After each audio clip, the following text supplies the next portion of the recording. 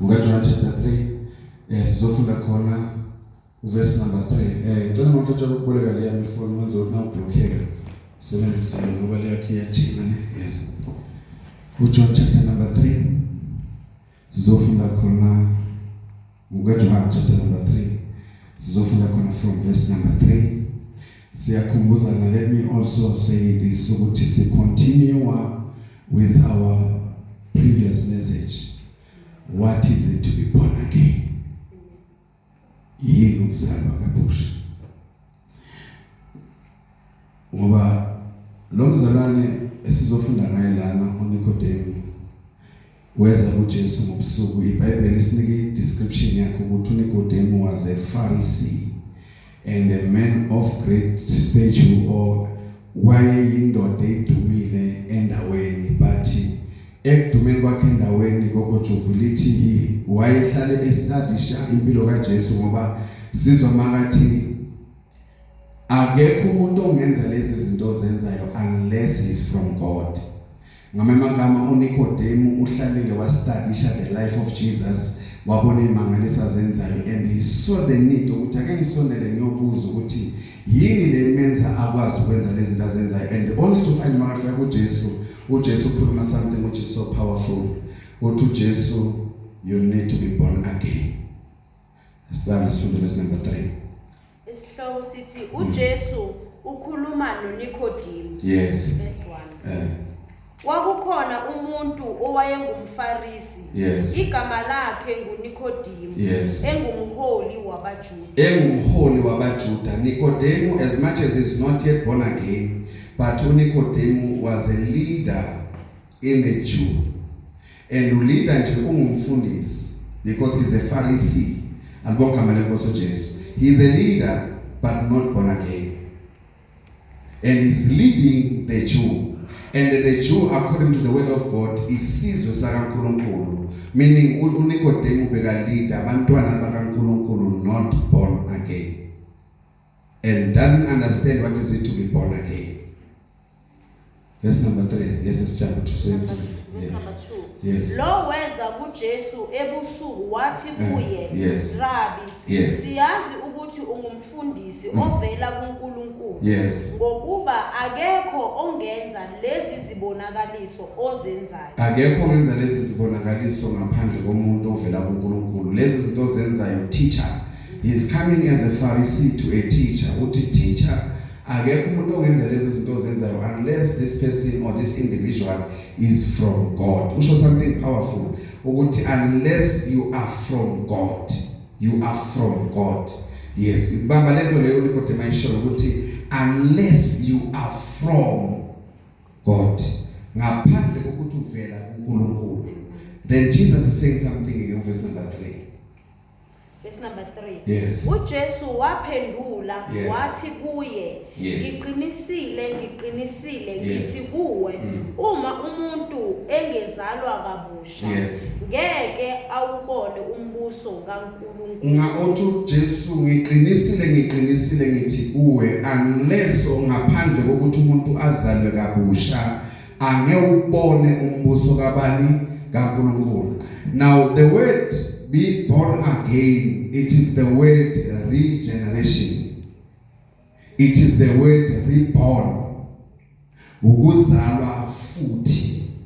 It's not that you never existed, not ngoba uzange wazalwa, but uzalwa futhi, ukuzalwa kabusha. Albonga malenkosi uJesu. Another word for born again, it is the word born from above.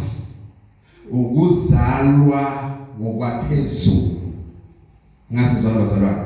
Kunokuzalwa kwenyama, kunokuzalwa komuntu ngokwenyama, ngokwentando yenyama, yokwentando yomuntu. Bese kunokuzalwa kwesibili akona kwentando yenyama negazi, akona kwentando yomuntu, kodwa kuyintando kaNkulunkulu. Abonga malenkosi uJesu. So uma ethi uJesu you have to be born again, usho ukuthi uJesu kufanele uzalwe from above. Albonga malenkosi uJesu. Ngicela sifunde ku verse number, the next verse. Verse 4. Yes. uNikodemu wathi kuye, Yes. umuntu angazalwa kanjani Yes. esemdala na? uNikodemu sikabuza ukuthi umuntu uzalwa kanjani futhi again. Uzalwa kanjani again? Asingamdala, ne? Jesus is explaining. Chubeka. Angangena yini Yes. esibelethweni sikanina ngokwesibili Yes. ukuba azalwe na? Yes, continue. Verse 5. Yeah. uJesu waphendula wathi, ngiqinisile Yes. ngithi kuwe, uma umuntu engazalwa ngamanzi Yes. nangomoya, Yes. ngeke angene embusweni kaNkulunkulu. Uthi uJesu adinga uzubuyela esibelekweni sikama wakho. This second birth, you have to be born by water and by the Spirit. Lokuzalwa kukhuluma ngakho Nikodemu akusiko ukuzalwa kokubuyela esibelekweni. Ngoba mawubuyela esibelekweni awuzalwa futhi kabusha. No. It's the same individual ozophinda kuye. But this one I'm talking about, ngikhuluma ngomuntu ozelwe ngamanzi nangomoya. Sizona bazalwane. Now masikhuluma ngomuntu ozelwe kabusha nabafika kwenje kokoju bathi njengokuthi uzelwe kabusha kusho umuntu onjani? You started from here. Uthi umuntu ozelwe kabusha umuntu ozelwe ngamanzi nangomoya. Andibonga ngale Nkosi uJesu. Loyo muntu now he is born or she is born again. Andibonga ngale Nkosi. Let's continue the same. Yes. Verse number 6. Yes. Lokho okuzelwe ngokwenyama. Yes. Inyama. Lokho kuzelwe inyama kungokwenyama. Bese lokho kuzelwe moya. Nalokho okuzelwe ngumoya. Yes. Ungumoya. This one is the birth from the spirit manje. Uma athi Jesu kumuntu uzalwa kabili, ozelwe inyama ungokwenyama. Bese kuba khona omunye ophinda azalwe kumuntu oyi-one ngokwamehlo enyama, because lo oqala uyazalwa enyameni ezalwa ngenyama ungokwenyama. Then aphinda uthi Jesu ke kunalo ozalwa ngomoya uba ngowakamoya. So when we speak of being born again, with a creature or with somebody or a person, ozalwe first ngokwenyama waba yinyama. Andibonga ngale Nkosi uJesu. Aphinde azalwe again, born again, azalwa ngomoya nangamanzi. Then that person now sekazalwe kabusha, that person now he's born from above. Uzelwe ngokwaphezulu. Kubeka verse, Verse 7. Yes. Ungamangali Yes. ngokuba ngithe kuwe nimelwe ukuzalwa kabusha. Yes. Verse 8. Uh-huh. Umoya uvunguza lapho uthanda khona. Yes. Uyawuzwa umsindo wawo. Yes. Kodwa awuwazi lapho uqhamuka khona. The problem yomoya, you can tell ukuthi uyavunguza. But kunento ngekuyazi, the only thing also uyazi ukuthi uyavunguza nokuthi uvunguzela to which direction. But you cannot tell ukuthi njengoba uza kule direction uvela kuphi. And you cannot tell ukuthi uphelela kuphi. Wena una only two things ozaziyo uma ungakazalwa kabusha. Into oyaziyo one, wazi ukuthi uyavunguza. Two, ne direction. But nasi into ngekuzazi ukuthi uvela kuphi uya kuphi.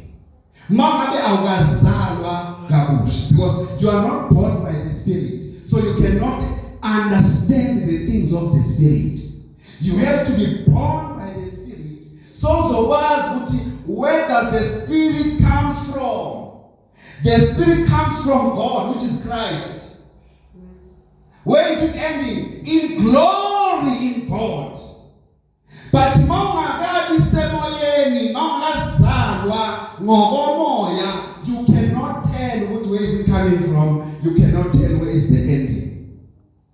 You can try by all means ukuchazela umuntu ukuthi uyayazi into kaMoses ukuthi ngiyayazi, mara ubese uyambuza have you ever interacted with it? Athi angazi vele lento ngi-understand ngiqondo. Uright, ungamsoli ukuthi uzwile ngayo ubabonile abantu, but akayazi vela kuphi, akayazi ukuthi phelela kuphi. Because that individual akasiyo umuntu ozelwe ngomoya. Kodwa kodwa awuwazi lapho uqhamuka khona Yes. nalapho uqonde khona. Yes. Banjalo ke bonke abazelwe Banjalo ke bonke abazelwe ngomoya. You can never understand them, Nicodemus. Njengoba uza Nicodemus, njengoba uza nje, ngizoza ukuchazela, but you cannot understand these things. I know ukuthi uzele ukuthi ngizokufundisa bese uyosifundisa lena bandla. But I'm sorry to disappoint you unless and until you first become born again. We can never, I can't teach you ukuthi lezi zinto enzenzayo uyithandayo ngizenza kanjani. Ngoba lezi zinto lezi zimele ukuthi before uyithola you must first be born again. And once you become born again, you become the member of the kingdom of God. And once you become the member of the kingdom of God, it becomes easier ukuthi ngikuchazela ukuthi njengoba babona babantu bakamoya bavela phi baya kuphi. But angeke wakwazi lokho unless and until you are born again. And angeke wakwazi ukuthi uzazi ukuthi you are born again until and unless you've been taught ukuthi umuntu uma kuthi born again kusho umuntu onjani. uJesu yamdescribe ukuthi umuntu ozelwe ngumoya umuntu ongeke umqonde kuhle komoya ongawazi uvela kuphi nokuthi uya kuphi. So Jesus is explaining a person who's born again. Uyasitshela already ukuthi umuntu uma kuthi born again into emenza kubenze ukuthi understand ukuthi wena usenyameni, because once uma understand into kamoya ukuthi uvela kuphelela kuphi kanjalo nozelwe kabusha angeke umqonde. Hallelujah. Yes. Ngiyacela ke, let's continue. Verse 9. Yes. uNikodemu waphendula wathi kuye, lokhu kungenzeka kanjani na? Yes. Verse 10. uJesu waphendula wathi kuye, Yes. wena ungumfundisi kaIsrayeli, Yes. kodwa awukwazi lokho na? Umfundisi kaIsrayeli mara kodwa lokho awukwazi. Yes.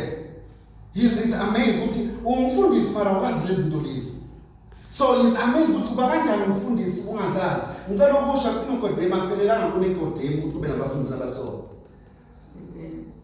And Jesus is always amazed ukuthi umfundisi kanjani. Ungayazi ndawo ukuthi kuyini ukuzama kabusha. Uhola abantu kanjani Nikodemu? Hey. All right, let's continue again. Ngicela ke siqhubeke with this way. Angithi umuntu uzama kabusha by this kind and through this way, or this is the method that has been explained. Ngoba indaba yokuzalwa kabusha Phutmandla, indaba yokuzalwa kabusha, it's a spiritual thing. Into yakamoya mamxa. Ngoba indaba yokuzalwa kabusha mamjuvi, mawuzala phambili ngikuthathisa uJesu. Mawubuyele emuva mangabe uze ungafasanga iphondo. Awuthi mawujika sofaseke iphondo ukuthi nasengibona ke. Mangabe uzela phambili udukele impela intathu ezimnyama ezigcokile na ubuyele emuva awuyezi Brown as a confirmation ukuthi yana ubona ke.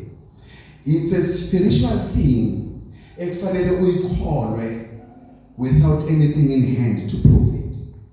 It is a spiritual matter. Ngasizwana bazalwane. Amen. Njengoba Titus ngokukaThithu ngesizulu Titus ukaThithu chapter number 3 ngicela sifunde khona verse number 5. My God. And then Titus is explaining to us how we became born again. Uzama usichazela indaba yabantu abazelwe kabusha.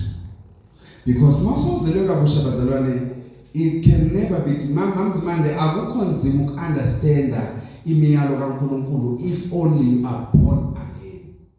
You don't get stranded, you don't get confused ngendaba yasekukholweni only if you are born again. Titus chapter 3 verse number 5. Isihloko verse number 5. Yes, verse number 5 gets slow, yes. Wasisindisa. Yes. Hayi ngemisebenzi yokulunga esayenza. Wasisindisa hayi ngemisebenzi yokulunga esayenza. Akukho esikwenzile. Azange siqale siyothandaza sithi manje sengadecide ukuthi ngifuna uNkulunkulu bese ngiyasindiswa. You were saved even before you try any means to be saved. You were saved ungakazami nokwenza any initiating part or anything to contribute in your own salvation. In fact, you were still trying to find ways to do more sin. When you were saved, when God decided to save you, akukho obokwenzile ukuthi uNkulunkulu akusindise. uNkulunkulu owenza ngokulunga kwakhe wa decide ukukunikeza ibazalwane insindiso. And then now he's explaining to us ukuthi ke maka sisindisa ngomusa wakhe usindise kanjani. Ngizobeshulela mama. Kodwa ngokwesihawu sakhe. Usisindise ngokwesihawu sakhe. Yes. Ngokugezwa kokuphinda ukuzalwa. Ngokugezwa kokuthi siphinde sizalwe kabusha, ne? Ngokuphinda sizalwe, being born again. Leka manje ngokuphinda ukuzalwa lisho kuba born again. In short, makathi ngokuphinda ukuzalwa, being born again. Yinto uzaliwe waphinda wazalwa. Usigezile ngokuphinda ukuzalwa. Ngusigezile ngokuphinda to be born again. Mawugijima nje utshela abantu ukuthi mina ngiborn again. Usuke uthi ngigeziwe ngokuphinda ngizalwe. Ngigeziwe ngokuphinda ngizalwe. Okay, today. Ngokuba senziwe basha ngomoya ongcwele. Senziwe basha. Now he's trying to explain to us ukuthi ke sibenjani ke basha. Senziwe ngomoya oyingcwele. Bazalwane. Sizalwe kanjani kabusha? Sizalwe kabusha ngokuzalwa ngomoya oyingcwele. The first time sisitokozo wamkela umoya oyingcwele, that was the day you became born again. I the time usa confessa. No. The time you receive the Holy Spirit. The time ungena umoya oyingcwele, the time ukuthi manje kunomoya ongcwele ehamba nawo. Uthi Titus noma uthi Paul makabhalela uTimothy, Titus, Paul makabhalela uTitus. Uthi ke senziwa basha ngokuphinda ukuzalwa. Ngomoya, the time samukela umoya oyingcwele bazalwane, besiphinda sizalwa. Why ke ibandla lethu liba ibandla lakamoya? Ibandla lakamoya sesifunza ngoba ibandla labantu abazelwe ngomoya. Asibandla lakamoya ngoba sidiraba kasha, no. Those are the result of our nature.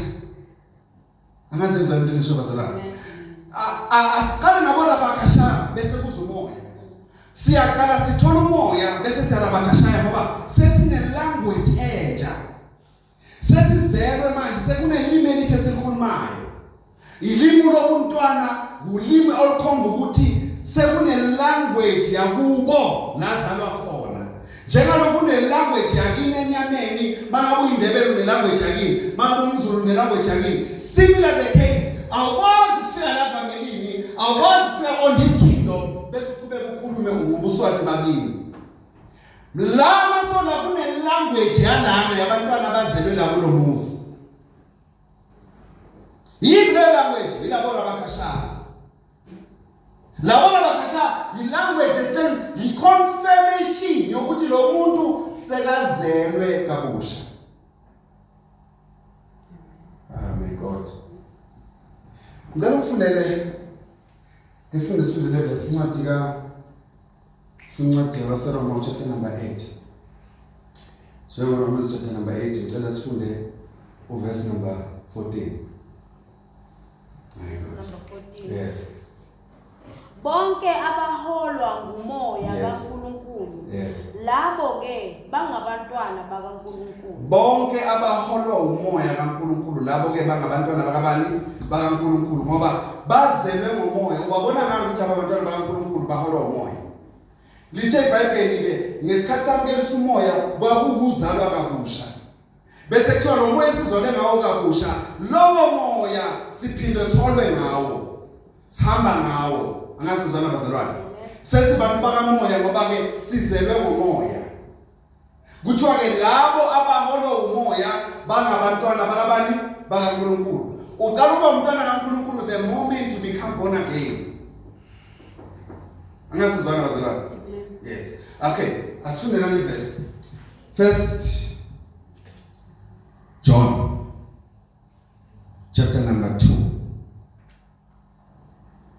1 John chapter number 2. In fact, before we do 1 John chapter number 2, ngamabonga siphinde sifunde verse sesijwayele sonke. Incwadi yabase Korinte besibili chapter number 5 verse 17. Incwadi yabase Korinte besibili chapter number 5 verse number 17. Verse 17. Yes. Ngokuba uma umuntu